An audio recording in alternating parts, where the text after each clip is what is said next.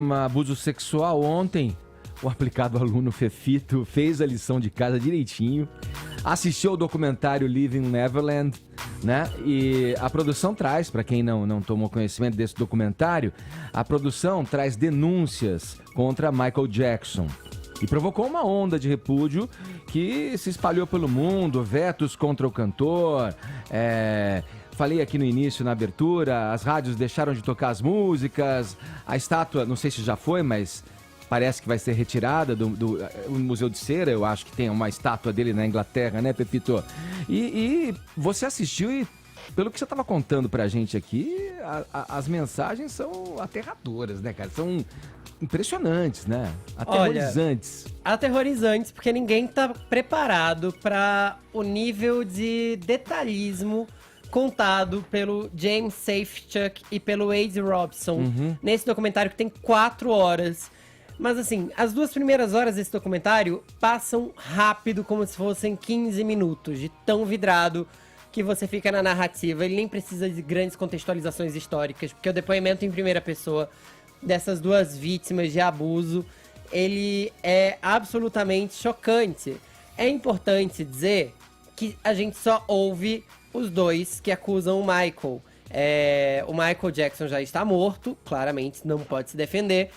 Mas o espólio dele está processando a HBO, inclusive, porque a HBO teria assinado um contrato com ele em 1992, se comprometendo a não divulgar conteúdos que prejudicassem o Michael Jackson. O espólio do Michael, que é $100 milhões de indenização. No Brasil, esse documentário está previsto para ir ao ar em 16 de março e 17 de março, às 8 horas da noite. Rádios da Austrália, porque parte da história se passa na Austrália. Uma das crianças que teria sido abusada nos anos 80 era australiana. Elas agora se recusam a tocar músicas do Michael Jackson. O maior grupo de rádio de lá, a REN, a MediaWorks e o NZME, não tocam mais músicas do Michael Jackson na rádio. O Michael foi abolido disso. Nos Simpsons, o James L. Brooks, criador dos Simpsons, falou que vai tirar de todas as plataformas de streaming e dos futuros discos de DVD e Blu-ray o primeiro episódio da 3ª temporada, que tem participação do Michael Jackson. O episódio é, inclusive, um episódio icônico do Michael, assim. Porque é uma das primeiras animações que o Michael dublou. E os fãs dos Simpsons têm nele um carinho muito especial, assim. Agora o episódio vai sair do ar. E o Museu Nacional do Futebol de Manchester, lá na Inglaterra, também resolveu retirar uma estátua de gesso do Michael Jackson. Essas são as primeiras manifestações que devem continuar se seguindo. A Paris, filha do Michael Jackson, se manifestou pela primeira vez, dizendo que vai esperar ter calma para poder se manifestar sobre o assunto, que não viu ainda. Os outros filhos do Michael Jackson também não se manifestaram. O fato é que, para quem quer entender mais sobre o assunto, essas crianças conheceram o Michael Jackson porque eram muito fãs na época. Uma fez um comercial da Pepsi com ele, uma outra, que é o Wade, ele ganhou um concurso de dança. E o fascínio era tão grande que a família do Wade chegou a se mudar para Los Angeles para ficar perto do Michael Jackson. A mãe dele chegou a abandonar o pai, achando que poderia viver em Neverland. E o Michael Jackson mandava cartas, mandava faxes dizendo que amava. Tem vídeos do Michael Jackson apelidando o Wade e se declarando para ele. O Jimmy, que é o James Safechuck, chega a mostrar um anel que teria servido de aliança, porque os 2 teriam casado numa cerimônia íntima. Eles falam dos cuidados que o Michael Jackson tinha para não ser flagrado. E aí as relações sexuais são descritas com riqueza de detalhes para a angústia de quem está ouvindo. Isso já é importante também, porque quem pretender assistir esse documentário é importante que se prepare para ouvir algumas cenas que podem ser bem chocantes. A descrição, ela é toda em áudio, não existe nenhuma cena disso, claramente. É a palavra da vítima contra um espólio de um acho da magnitude do Michael Jackson. Ninguém tá aqui para operar de tribunal, mas a gente ouve as mães, a gente ouve os abusados também. E assim, é muito difícil saber agora o que fazer com a obra do Michael Jackson, e eu queria abrir aqui para debate. A gente não vai desaprender as músicas do Michael. O Michael é um gênio, ele é o rei do pop. Thriller é um marco, Bad é um marco. vendeu milhões e milhões de discos. Ainda hoje tem gente que imita ele aqui na Avenida Paulista dos domingos.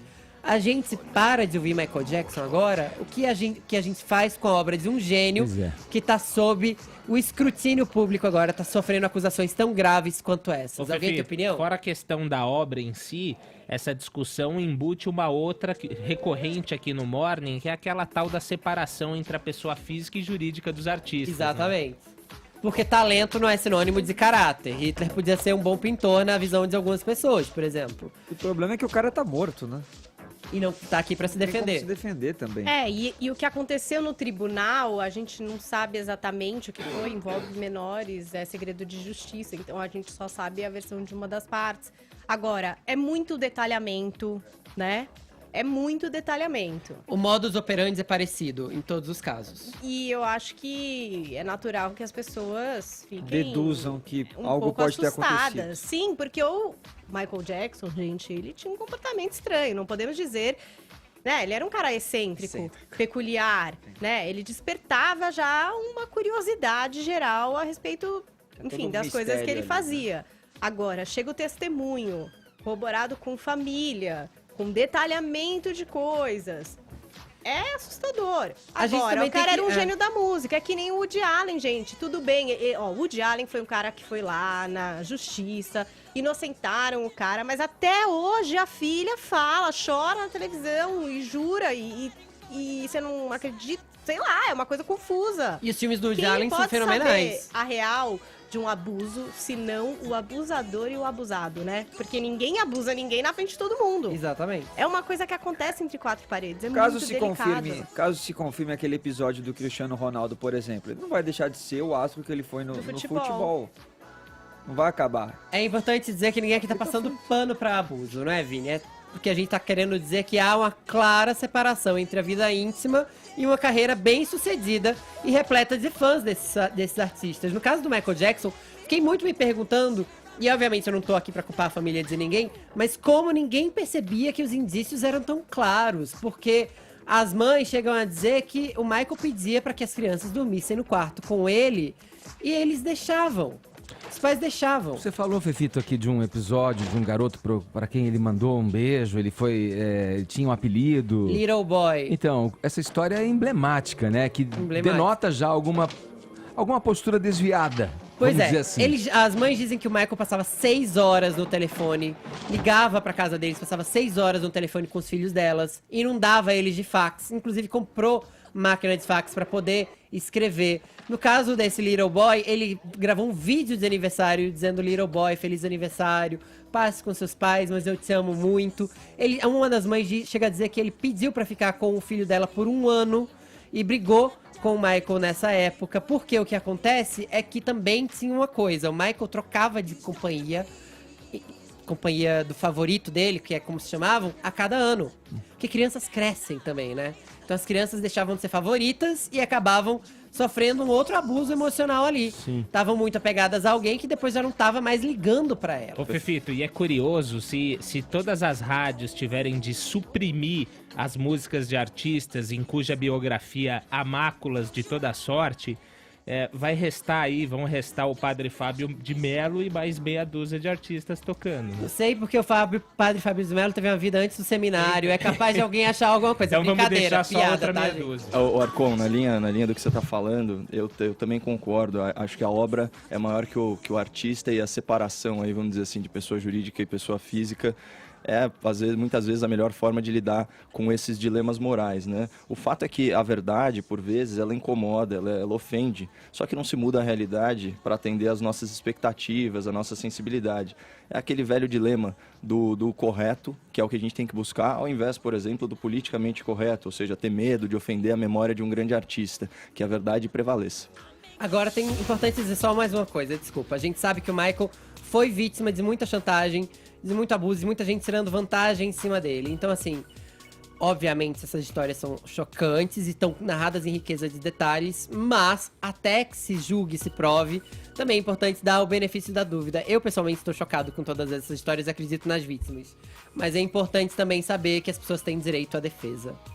E que você também vai poder assistir o documentário na HBO já a partir de 16 de março, às 8 da noite. Vai ser dividido em 2 partes, porque realmente é muito São longo, 4 horas aí. E depois o final do documentário no domingo, dia 17, também às 20 horas na HBO. Anotem aí.